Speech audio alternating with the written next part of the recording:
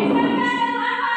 Bertasbih. Yang kedua, bertasbih. Yes, gitu ya. Sekali lagi. SMK adalah apa? Bertasbih. Yes. Tepuk tangan dulu untuk kita semua. Baik, anak-anak ya. Di sini Bu Ayu mau memberikan sebuah pembelajaran tentang laporan keuangan sederhana. Dan kebetulan materi pertama ini Ibu akan memberikan sebuah pembelajaran tentang laporan keuangan sederhana. Dan kebetulan materi pertama ini Ibu akan mengajarkan tentang perusahaan jasa. Tapi sebelum nanti ke materi, Ibu Ayu mau memberikan sedikit video yang bisa kita saksikan bersama. Gitu ya.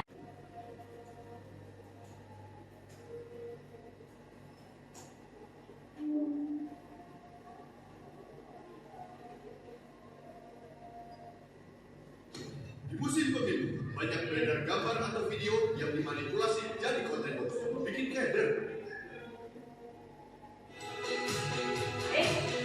Dilihat secara seksama yang punya pensil, pulpen, tulis di belakang. Di video kali ini aku mau bahas sesuatu yang dekat sama kita semua, yaitu tantangan usaha kecil dan menengah atau lebih sering dikenal dengan nama UMKM. Siapa aja nih sobat Momo yang punya usaha kecil dan menengah? Buat sobat Momo yang punya usaha kecil, misalnya nih kayak toko kecil, kedai, home industri, jualan online, atau bisa juga punya usaha jasa, kalian semua adalah pahlawan ekonomi Indonesia. Karena menurut data dari Kementerian Koperasi dan UMKM, pelaku usaha kecil dan menengah ini menyumbang 61% PDB kita di tahun 2020. Luar biasa banget ya. Gak cuma itu aja, sampai tahun 2020, UMKM itu juga mempekerjakan 117 juta orang, atau sekitar 97% dari total angkatan kerja di Indonesia. Yep, UMKM adalah tulang punggung ekonomi negara kita yang terbukti nyata udah nyelamatin Indonesia dari banyak krisis keuangan, kayak di tahun 98 dan juga 2008. Di mana nih, ketika perusahaan besar tuh banyak yang lesu bahkan bangkrut, UMKM mampu nyerap tenaga kerja dan akhirnya ngangkat pertumbuhan ekonomi Indonesia. Tapi, meskipun UMKM punya peranan luar biasa dalam ekonomi kita, sayangnya nih, ngebangun bisnis kecil tuh gak gampang, khususnya di tahun-tahun pertama. Gak sedikit juga gitu para pelaku usaha UMKM yang harus gulung tikar karena berbagai faktor. Dan salah satu faktor utama yang bikin banyak UMKM gagal, sekaligus yang paling sering diabaikan sama para pelaku usaha, adalah manajemen keuangan yang gak rapi dan gak terencana. Dan hal ini gak cuma terjadi di Indonesia doang, Badan Monitor UMKM di Amerika juga nyatet nih, kalau 82% penyebab kegagalan UMKM adalah masalah di manajemen keuangan. Nah, makanya nih, di video kali ini aku mau bahas 4 kesalahan yang sering dilakukan pelaku UMKM terkait sama keuangan. Semoga sharing dan aku itu bisa jadi manfaat buat para pelaku UMKM dan tingkatin tingkat keberhasilan usaha kecil, mikro, dan menengah di Indonesia. Kita bahas satu-satu yuk. Yang pertama itu harus transaksi pemasukan dan pengeluaran. Ini adalah kesalahan yang paling sering dilakukan sama para pelaku UMKM. Nyatet pemasukan atau pengeluaran usaha mungkin kesannya itu tugas administrasi yang ribet gitu dan malesin juga banget teknologi. Aku ngerti banget ya nyatet pemasukan dan pengeluaran itu malesin banget. Apalagi harus hitung-hitung laba rugi tiap bulan. Kadang kita mikirnya fokus aja gitu buat jualan. Nyatet keuangan ya. Siapa? Iya, Tulisannya tulisannya apa? Mudah-mudahan nanti di pertemuan kedua semuanya bisa kompak hadir, oke? Amin. Baik, untuk selanjutnya anak-anak sekalian, sebelum kita mengarah ke kegiatan ini, nanti inti pada video tadi saya ingin tahu hasilnya apa. Kita berkelompok dulu, oke? Kita berkelompok dulu. Ayo sekarang semuanya duduk berkelompok sesuai dengan yang sudah kita atur kemarin, ya? Duduk berkelompok, ayo. Ini total siswanya satu kelas 11 ya. Jadi satu kelompok ada yang 4, ada yang 3. Bisa ya? Iya. Oke, duduk di bawah aja biar enak ya.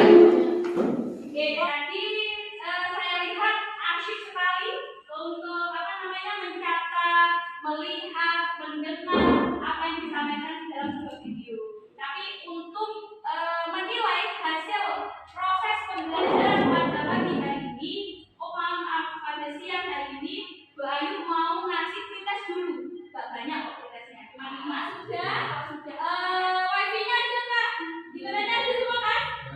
Nggak ada. Kan dipasang wifi-nya, pakai wifi-nya Bu Ayu aja. Bisa kan ya? Pakai wifi-nya Bu Ayu. Hotspotnya namanya Fahmi 2014. Namanya Ibu Ayu. Namanya Ibu Ayu. Namanya Ibu Ayu. Passwordnya Fahmi 2014 titik. Bisa? Dan semua? F-nya besar ya? F-nya besar. Saya kasih waktu 5 menit untuk mengerjakan. Isya tadi sudah tak kirim ke siapa? Ya, ini tanya ini. Isya ke teman-temannya. Sudah masuk? Ya. Cuma 5 soal kok itu. Sudah masuk, anak-anak? Sudah ada?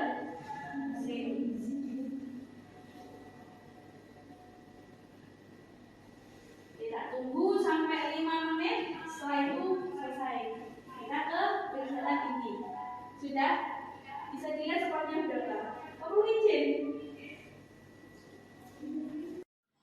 Ya. Silakan. Ada anak-anak coba? Oke, anak kita dulu dari kelompok mana? Assalamualaikum warahmatullahi wabarakatuh. Waalaikumsalam warahmatullahi wabarakatuh. Perkenalkan, nama saya Wahyul Anan dari kelompok 1. Di sini saya akan menjelaskan apa yang saya tangkap dari video yang tadi dibuat oleh Bu Ayu. Untuk bagian pertama, saya menangkap pada video tersebut itu menerangkan tentang tidak kesalahan saat kita tidak mencatat keuangan suatu usaha. Akibatnya, kita tidak akan tahu posisi keuangan kita di perusahaan tersebut. Yang kedua, kita tidak tahu berapa sih total penjualan kita sebulan, setahun, dan seperiode perusahaan tersebut. Yang ketiga, kita tidak tahu utang atau piutang yang kita miliki di perusahaan ini. Yang keempat, tentu saja sisa persediaan kita juga tidak tahu jika kita tidak mencatat keuangan kita. Dengan kita tahu kondisi keuangan kita akan memiliki bahan pertimbangan bisnis yang baik untuk perkembangan di masa depan. Jika tidak mencatat transaksi, kita tidak bisa membuat keputusan bisnis yang tepat, karena kita sudah tidak tahu kondisi bisnis kita dalam keadaan untung atau rugi. Sudah, itu sekian dari saya. Gimana pekerjaan anak? Bisa dikatakan benar atau salah? Tepat atau bagaimana? Yang lain kalau lain cepat ya. Tuh, jadi intinya kalau kita tidak bisa melaporkan keuangan dalam sebuah bisnis, kita tidak akan pernah tahu untung apa rugi, bagaimana posisi keuangan kita. Betul, tepat dulu anak. Sekarang untuk kelompok lainnya mungkin. Ayo, ada lagi yang berani? Oke, Rintan. Terus saya coba. Perkenalkan, nama saya Rina ini. Saya perwakilan dari kelompok. Oke. Jadi kesimpulan yang bisa kita ambil dari video kedua yaitu tidak bisa memisahkan kekayaan pribadi dengan aset usaha. Alasannya karena tidak tahu kekayaan seberapa besar keuntungan usaha, karena tercampur pengeluaran pribadi sehingga banyak UMKM tidak bisa bayar utang padahal omsetnya besar. Oke, bagus. Sudah? Cukup? Ya, betul. Silakan Ibu duduk terlebih dahulu. Bagaimana untuk kelompok yang lain untuk menanggapi dari kelompok 2? Sudah tepat atau bagaimana? Sudah tepat sekali. Oke, jadi intinya anak-anak apa yang kita ambil di kelompok 1 tadi satu. Kalau kita nggak ada mencatatkan keuangan, efeknya apa? Kita tidak tahu untung atau rugi, tidak bisa memanajemen keuangan bisnis menjadi lebih baik. Yang kedua, kalau nggak ada laporan keuangan, maka keuangan pribadi akan tercampur aduk dengan biaya usaha. Itu yang akan mengakibatkan bisnis tetap landai-landai saja. Tak kasih landai, ada lagi nggak dari kelompok 3 juga? Ada nggak? Ada? Oke, ayo Masya. Mesya apa Masya? Mohon maaf. Mesya. Oke, mohon maaf. Ya, assalamualaikum warahmatullahi wabarakatuh. Waalaikumsalam. Perkenalkan nama saya Mesya. Saya Oke. Jadi kesimpulannya di sini dari tidak pernah cek data keuangan. Ya alasannya karena memastikan ketersediaan anggaran untuk stok barangnya itu tidak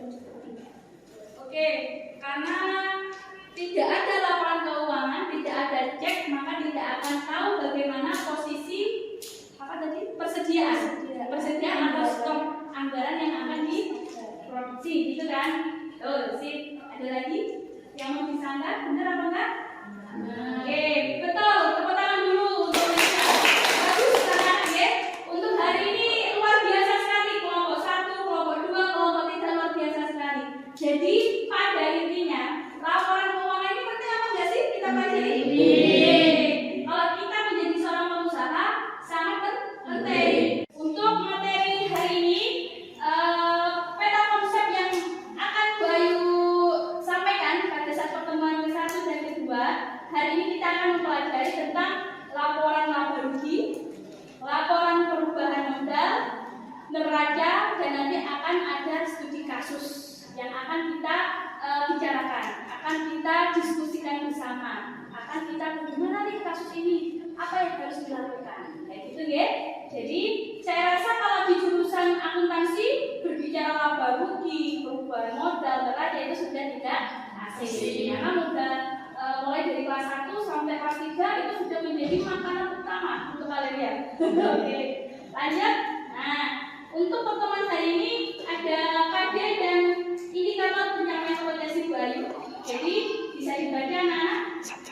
Intinya adalah tujuan akhir nanti di materi ini saya kepengen kalian bisa 1. Menganalisis laporan keuangan khususnya di laporan perusahaan. Nah, yang kedua bisa memvalidasi laporan keuangan yang tadi, benar nggak sih ini, gitu ya, dari perusahaan jasa. Setelah itu nanti menunjukkan hasil kinerja. Jadi nanti di pertemuan 1 dan pertemuan kedua kalian nanti wajib mengerjakan soal transaksi. Nanti di pertemuan kedua kalian tunjukkan hasil kinerja kalian, benar apa tidak, gitu ya. Yang terakhir nanti menyempurnakan hasil kinerja laporan keuangan. Jadi nanti dipresentasikan di depan, ada direvisi, ada sanggahan dari teman-teman disempurnakan. Seperti itu, ya. Paham mana ya? Nah, tujuannya ini sudah Bayu kasih tadi. Itu kenal siapa yang mau baca anak-anak? Coba Bayu coba dibaca Bayu. Yang keras juga ada nggak apa-apa. Studi kasus Bank B adalah sebuah bank swasta yang memberikan pelayanan berupa simpanan, pinjaman, deposito, giro, serta kartu kredit pada tahun 2017.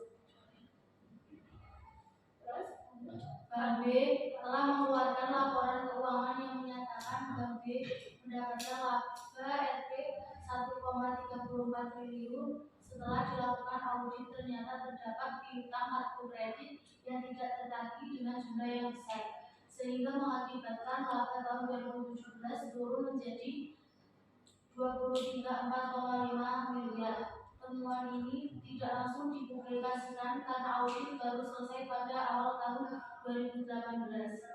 Bagaimana cara Bank B mengatasi permasalahan tersebut? Oke, ada yang perlu dikoreksi nggak sih? 234,5 miliar. Tadi Betul ngomongnya gimana Betul? 23. Oke, jadi mungkin lebih teliti lagi anak-anak itu ya. Jadi ini ada sebuah kasus di Bank B, ternyata sudah melakukan sebuah laporan. Ternyata ketika sudah diaudit terdapat piutang kartu kredit yang masih belum tertagih. Wow, luar biasa kan? Sehingga mengakibatkan di akhir itu labanya turun sampai 234,5 miliar. Nah, jadi secara garis besar intinya seperti itu. Kira-kira Bank B ini harus bagaimana ini? Nah, nanti didiskusikan sesuai dengan kelompoknya masing-masing. Paham ya? Oke. Untuk lebih mengulas lagi, Bu Ayu mau kasih materi dulu. Sebelum Bu Ayu kasih lembar kerja, nanti Bu Ayu kasih lembar kerjanya. Nanti Bu Ayu infokan dulu materinya seperti apa biar paham. Nah, ini singkat kedua kita harus ada lembar kerja. Coba dibantu dulu ketua kelas hari ini bisa minta tolong itu dibagikan per kelompok. Ya itu semua, ya itu satu kelompok. Kasihkan itu. Saya dibantu. Nah itu satu kelompok. Oke, itu lembar kerjanya ya. Oke. Sip. Baik, terima kasih Dani. Oke,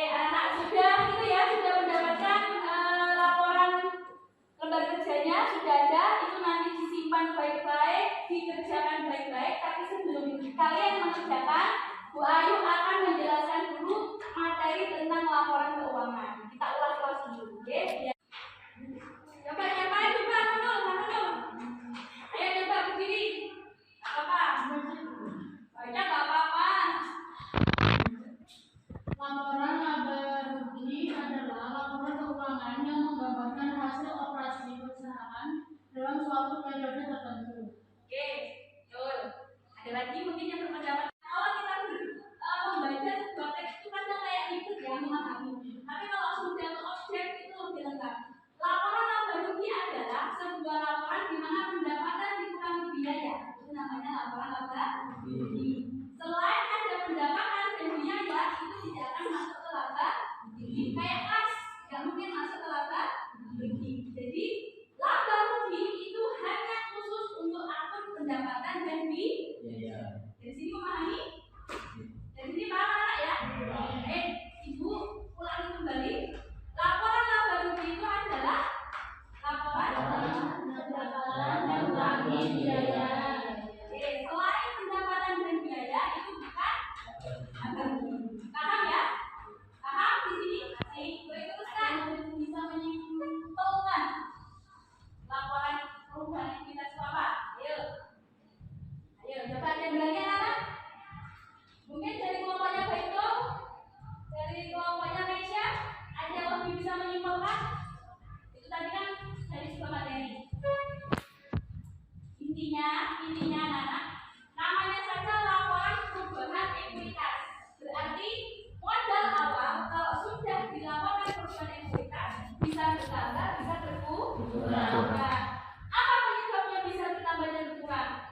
Kegiatan operasional. Pak, kegiatan operasional bisa, tapi di sini lebih pentingnya adalah kalau di laporan laba rugi tadi itu jawabannya laba, berarti itu akan menambah modal awal. Itu sudah jelas ya, kenaikan modal. Kalau di laporan laba rugi itu rugi, berarti di laporan perubahan modal itu berkurang. Paham anak di sini? Paham ya? Paham. Ada ditanyakan? Sudah di sini paham ya? Intinya laporan perubahan modal isinya adalah modal, laba atau rugi, prefer. Ya. Selain itu tidak masuk ke laporan perubahan modal. Bayu kembali lagi ke laporan laba rugi tadi. Yang masuk ke dalam laba rugi apa aja? Pendapatan. Sama teman-temannya bisa mengelompok harus dibayi oleh yang bagian studi kasus. Silahkan ambil laptop yang sudah Bayu itu persiapkan untuk searching. Laptopnya bisa keluar, kelompoknya bisa ngambil.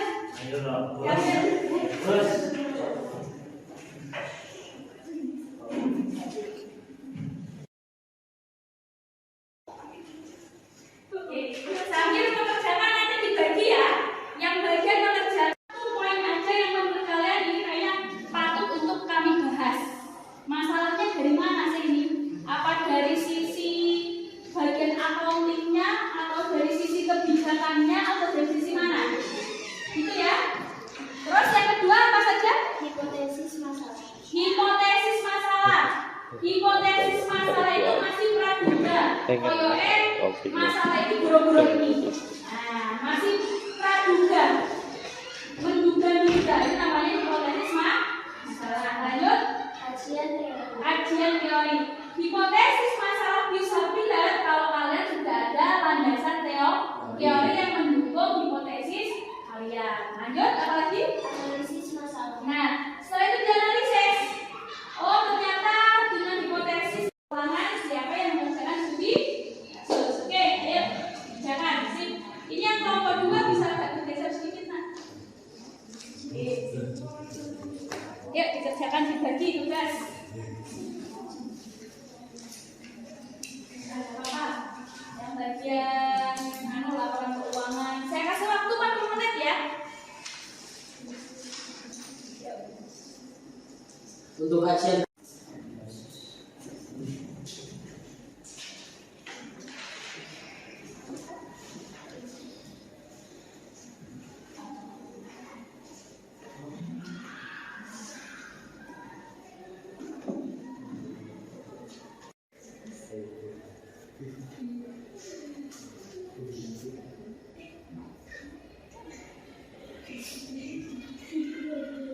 berapakah nilainya?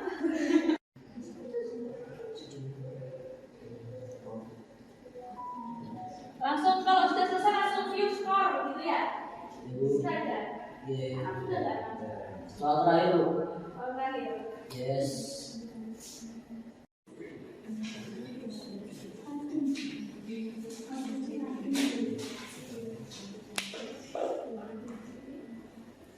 Kalau sudah langsung submit.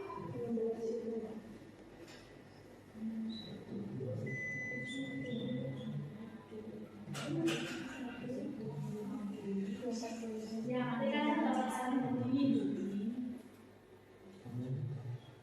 Nggak mungkin. Namanya udah belajar, ya kan? Ayo, bismillah, submit, klik. Ayo, coba. View score, coba. Iya. Berapa nilainya? Berapa? 60. Oh, bagus. 100, 100, Sesuai Bu, 186. ya, kurangnya 20. Oke, sip. Dilanjutkan ya, rapidnya. Senggol dong. Oke, hipotesis masalah itu masih praduga kalian. Yes, kira-kira koyoke Mesya iku areke nyolongan koyoke. Misalkan. Bener gak sih iku nyolongannya bisa bener atau tidak? Misal. Harus pakai apa? Landasan teori. Itu ya. Oh, ternyata Mesya itu gak nyolongan, malah dia itu baik hati loh. Suka menabung, suka menolong. Ini landasannya. Nah, landasannya itu adalah landasan teori. Bisa di sini aja, yang cowok sendiri jawab. Ayo. Saya sudah. Karena cowoknya sendiri di sini, cowok apa ceweknya di sini. Ayo. Bisa dikumpulkan di tengah. Oh, bareng aja. Oh, sukanya bareng gitu. Ayo bareng. Lebih seru ya kalau bareng ya. Kayak SPG dulu biar otot-ototnya semuanya. Hanya tadi melihat pelajarannya hari ini luar biasa. Setelah itu, setelah SPG, otot-otot semuanya sudah kita join lagi. Ini hilang ya. Gak apa-apa. Ayo. Baik, jelaskan dulu. Jangan menghalangi kamera ya. Baik, jelaskan dulu. Ice breaking kita hari ini menggunakan X-Ray. Apa nama?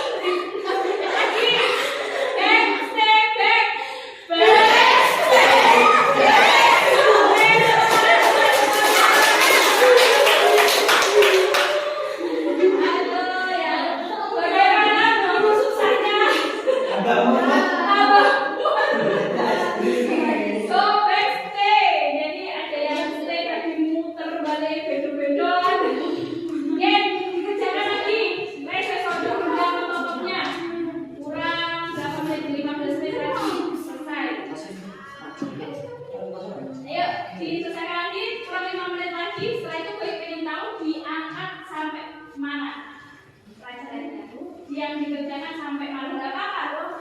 Nanti di rumah kalau hari ini diselesaikan di rumah, ya bisa dikemasi, ditutup laptopnya, di shutdown. Habis ini mau gue simpulkan untuk pertemuan selanjutnya. Oke, kelompok 2. Laporan neraca juga. Oke, laporan neraca. Oke, sudah sedikit ya. Oke, siap. Untuk studi kasus di situ apakah? Belum.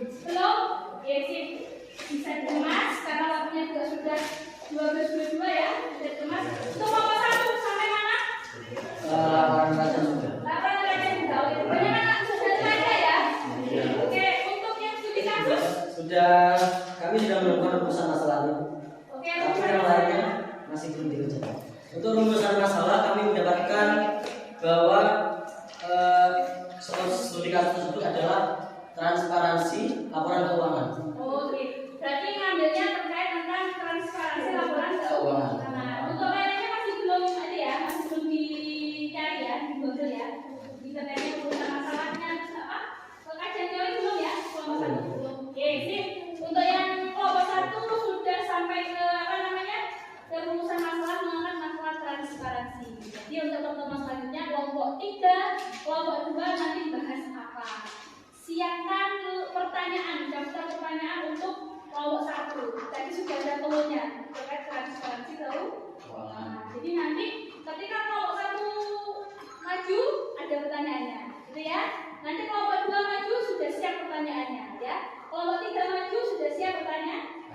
Wes, ayo bisa ditutup, dikemas-kemas. Habis ini akan Bu Ayu sampaikan materi secara keseluruhan. Ayo bisa duduk langsung ke bangku masing-masing anak-anak. Laporan neraca. Laporan laba rugi akun yang masuk apa saja? Pendapatan dan biaya. Laporan perubahan ekuitas apa?